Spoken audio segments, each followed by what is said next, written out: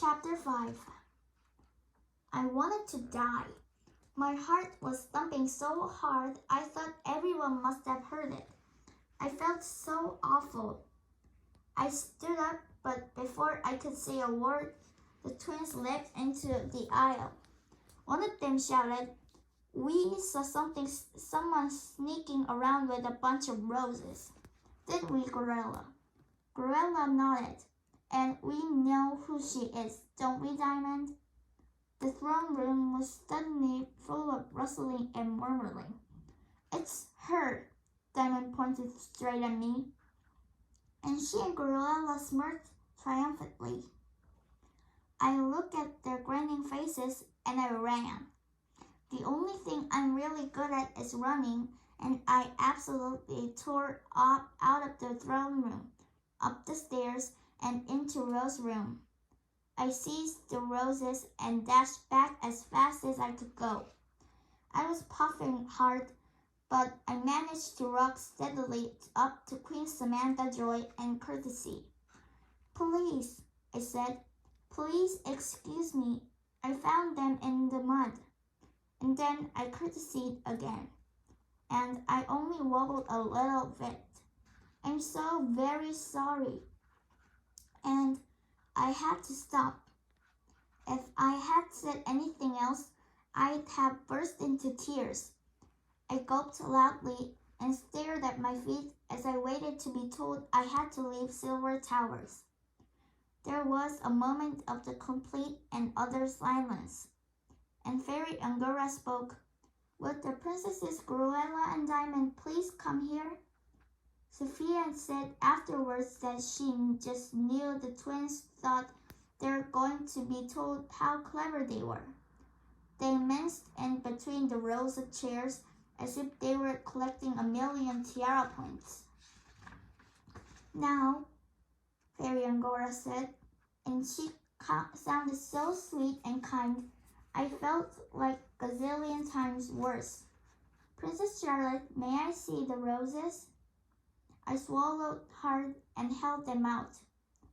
It was so odd. They looked even lovelier than they had before. Each rose had a sparkling silver dew drop deep in its velvet petals, and the scent almost made me dizzy. And I suddenly realized Alice had been right.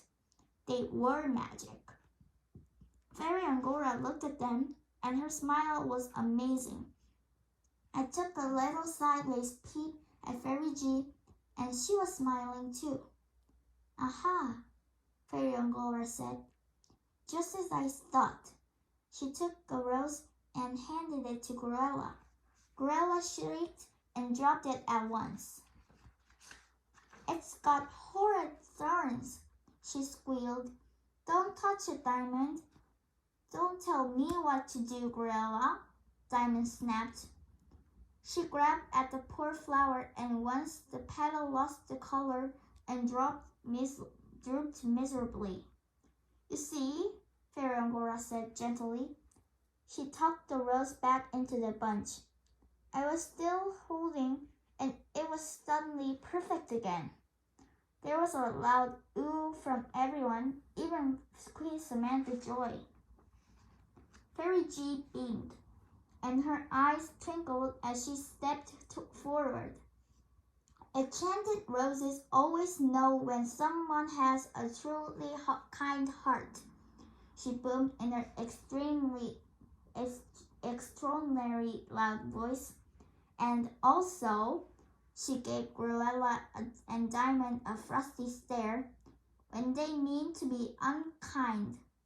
And Cruella and Diamond zoomed back to their chairs, flushing a horrible deep red. "Well done, Fairy Godmother Angora, and well said, Fairy G."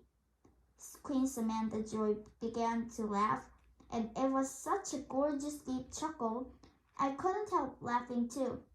She bent down and pinched my cheek. "Poor little Charlotte. What a beginning to your time at Silver Towers. Why don't I give 10 Tiara points to everyone in Rose's room to cheer you up?" And I couldn't hardly believe it, but my magnificent new head teacher winked at me. And now, she went on, giving Fairy Angora the roses and run back to your seat. It's time we got ready for the World's Petal Ball.